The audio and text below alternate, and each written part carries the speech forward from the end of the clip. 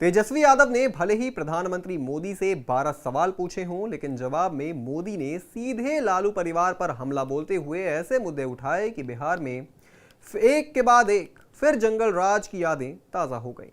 भ्रष्टाचार, परिवारवाद और शासन की विफलताओं को उजागर करते हुए मोदी ने लालू यादव और उनके परिवार के पूरे सदस्यों को घेर लिया, जिससे साफ हो गया कि जवाब सवालों का नहीं, सियासी निशाने का मिला है, और वो भी बेहद करारा। सबसे पहले जरा सुनिए पीएम मोदी ने लालटेन और पंजा पर क्या कहा। पंजे और लालटेन के शिकंजे ने पलायन का प्रतीक बना दिया था। पंजे और लालटेन वालों ने मिलकर बिहार के स्वाभिमान को बहुत ठेस पहुंचाई। इन लोगों ने ऐसी लूट खसोट मचाई कि गरीबी बिहार का दुर्भाग्य बन गई। मोदी ने सबका साथ और सबका विकास पर भी अपनी बातें कही और बड़े ही जोरदार तरीके से विपक्ष को घेरा। जरा ये भी सुनिए। के साथ भी भेदभाव न हो, ये हमारे संविधान की भावना है। हम भी इसी भाव से कहते हैं, सबका साथ, सबका विकास।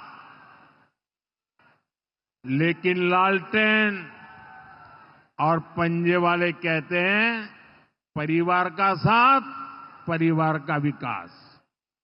हम कहते हैं सबका साथ, सबका विकास।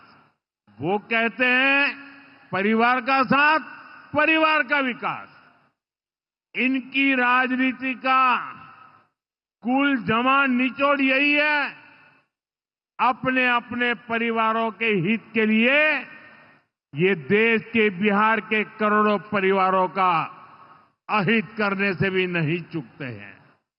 खुद बाबा साहब मोदी ने कहा कि वो रुकने वाले नहीं हैं, अभी उन्हें बिहार के लिए बहुत कुछ करना है। जरा ये भी सुनिए। विश्वास देने आया हूं,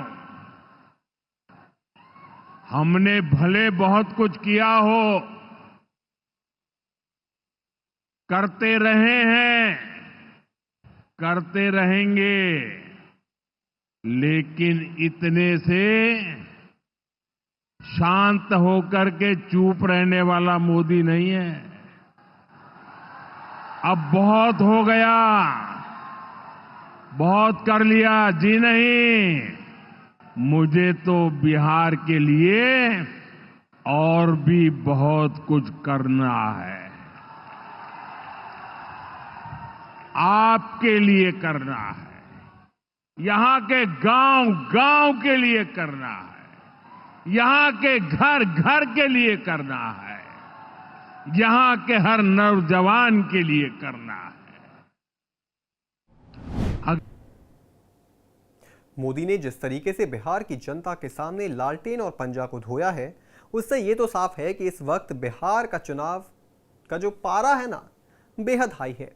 लेकिन यहां आपके लिए यह भी जानना जरूरी है कि तेजस्वी यादव ने मोदी से कौन से 12 सवाल पूछे थे, जिसके जवाब में मोदी ने तेजस्वी, लालू और राहुल तीनों की जबरदस्त धुलाई कर दी।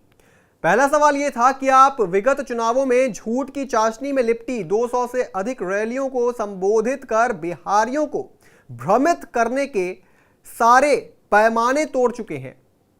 हमारा विनम्र आग्रह है कि बिहार आने से पहले आप अपने पूर्व के भाषणों और वादों का अवलोकन विशेषकर कर ले।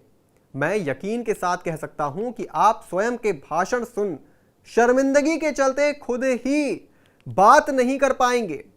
क्या आप इस आग्रह को स्वीकार करेंगे? दूसरा सवाल यह था कि क्या आप फिर 2015 से निरंतर की जा रही घोषणाओं के दिखावटी शिलान्यास, उद्घाटन और कार्यारंभ की पुनरावृत्ति करेंगे? तीसरा सवाल, क्या आप बिहार वासियों को स्पष्टीकरण देंगे कि बिहार में 20 वर्षों से एवं केंद्र में 11 वर्षों से एनडीए की डबल इंजन पावर्ड सरकार रहने के बावजूद आपके अपने नीति आयोग एवं भारत सरकार की अनेक मानक एजेंसियों की रिपोर्ट में बिहारियों की बेरोजगारी के प्रति व्यक्ति आय, निवेश, संरक्षता दर एवं औद्योगिकरण में देश में सबसे फिसड्डी राज्य क्यों है?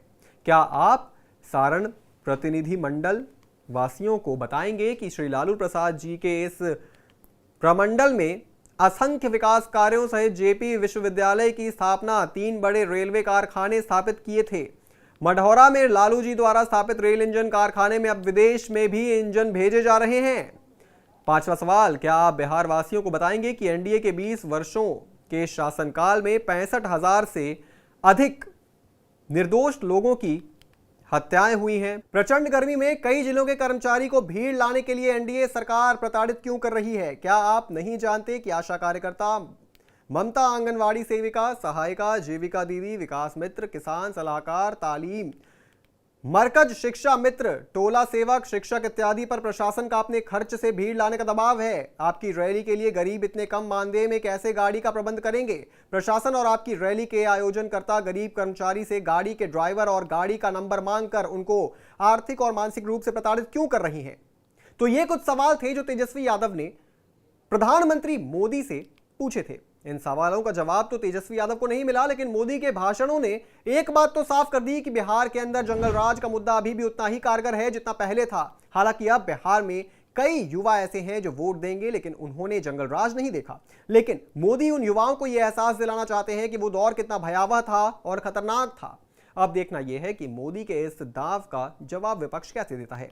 इस पूरी खबर पर आप क्या सोचते हैं दोस्तों? कमेंट बॉक्स में जरूर लिखते जाइएगा। बिहार झारखंड से जुड़ी तमाम बड़ी खबरों को देखने के लिए आप देखते रहें आय ऑन भारत बिहार झारखंड।